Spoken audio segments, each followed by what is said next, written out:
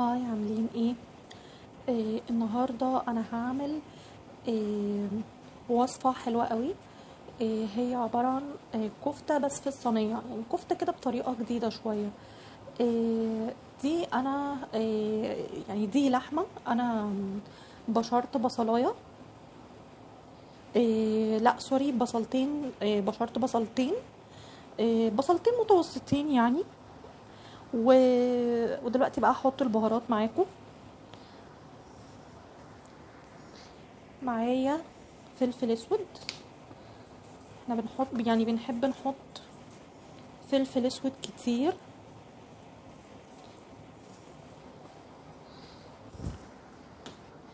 معايا كمان ملح.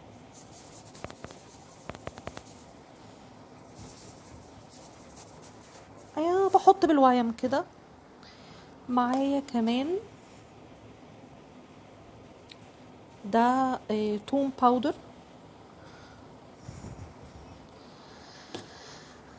ومعايا بصل باودر. انا بحب يعني ايه، يعني الحاجه تكون متبهره كويس قوي. بس هبدأ بقى ان انا ايه اعجنها واجيلكوا تاني.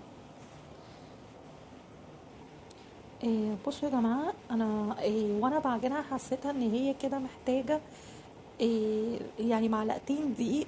حطيت لها معلقتين دقيق كبار كده هرمين، عشان بس يعني ما تكشش مني في الصينيه او تفك مني في الصينيه. بس نسيت اقولكم كمان ان البصلتين اللي انا بشرتهم انا صفيتهم واخدت ميتهم سبتها على جنب برضو عشان ايه الكفته ما تفكش مني. بس خليكم معايا.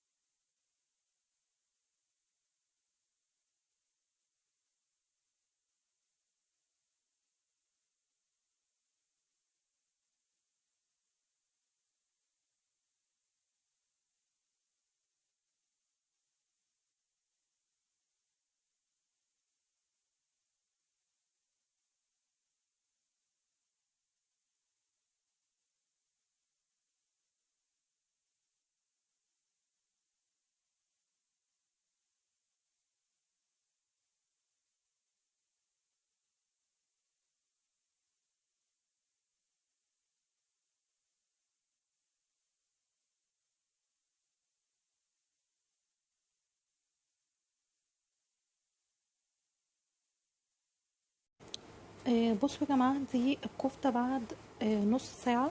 انا متهيألي محتاجة اسيبها شوية كمان، بس هسيبها حوالي ربع ساعة كمان وهجيلكوا اوريكوا شكلها عامل ازاي. هي بس عشان طبقة تخينة، عشان انا حطاها في صينية تيفال. للأسف ما كانش عندي صواني كبيرة، كلها ألمونيا يعني ما عنديش حاجة نون ستيك كبيرة.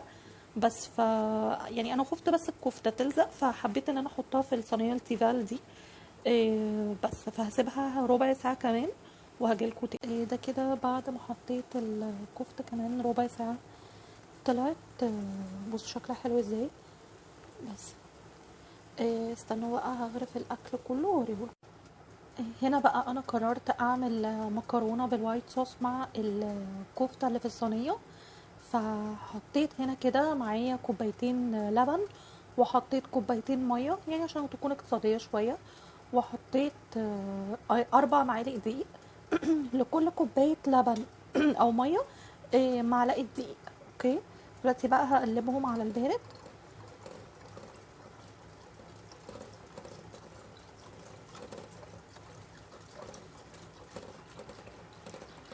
في ناس بتحط الزبدة وتحمر الدقيق الأول، أو بتحط سمنة. أنا بصراحة بحب الطريقة دي أكتر، يعني بحسها خفيفة.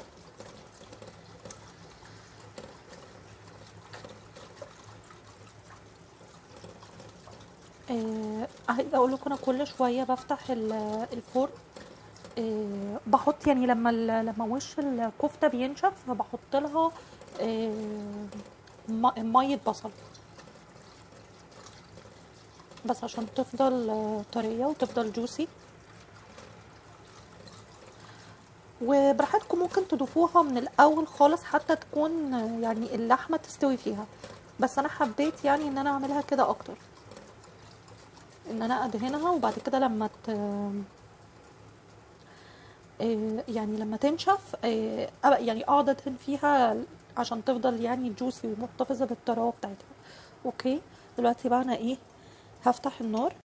هنا كده بقى بعد ما فتحت النار عليها آه، بفضل اقلب، مش بسيبها خالص عشان ما تتحرقش وما تكلكعش، بس بالطريقه دي كده عمرها اصلا ما هتكلكع معاكم.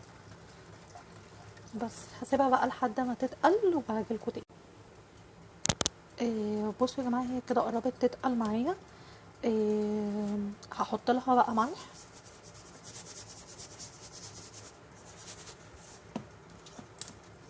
يعني برضو بالويم، انا بحط بالويم، واحط لها فلفل.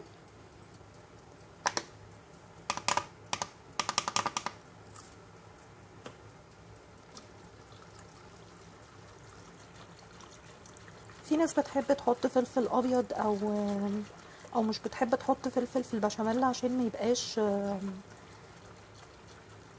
آم، يعني لونه ما يتغيرش او كده.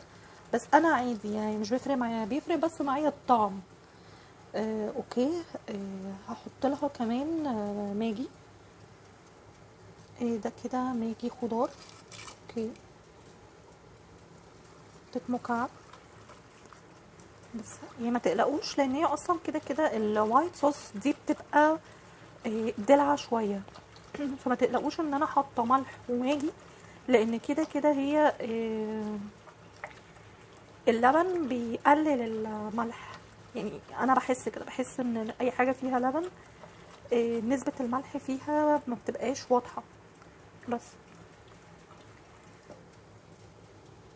هجيلكوا بقى لما الصوص يخلص اوريهولكوا. هنا بقى ميه بتغلي. دي انا هحط فيها المكرونه. اوكي. احط لها دلوقتي ملح وزيت.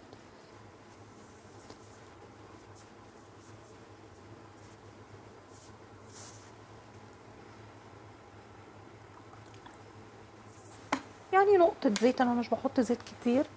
اوكي. وبرده يعني حوالي معلقه صغيره ملح.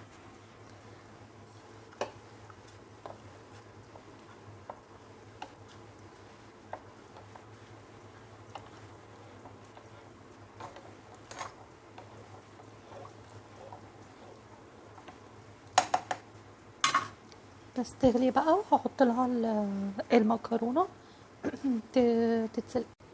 هنا كده بقى حطينا المكرونه دي اللي هي الفيتوتشيني.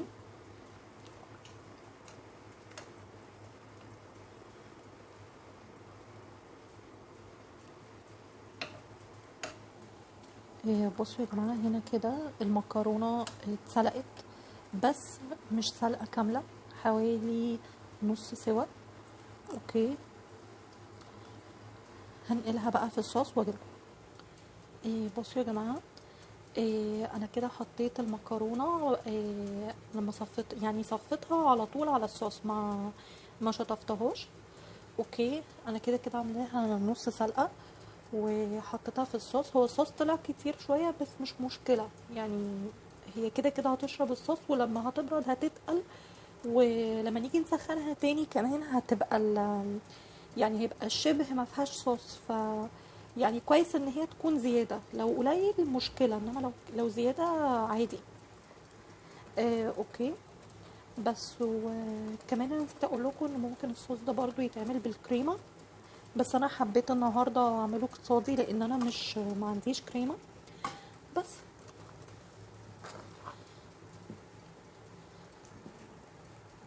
هي دي شكل المكرونه بتاعتي.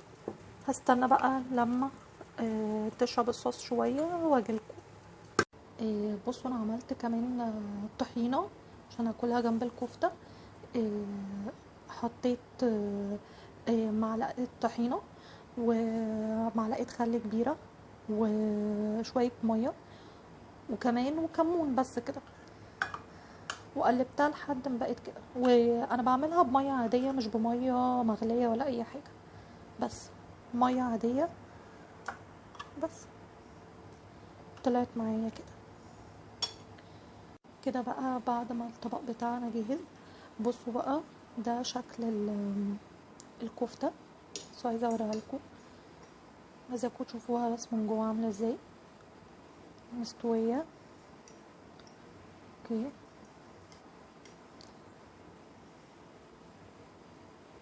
ادوق معاكم. بسم الله.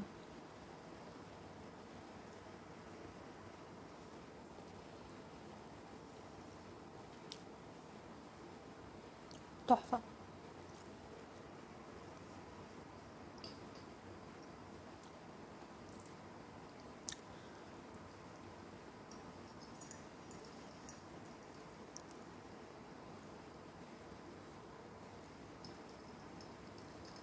بسم الله.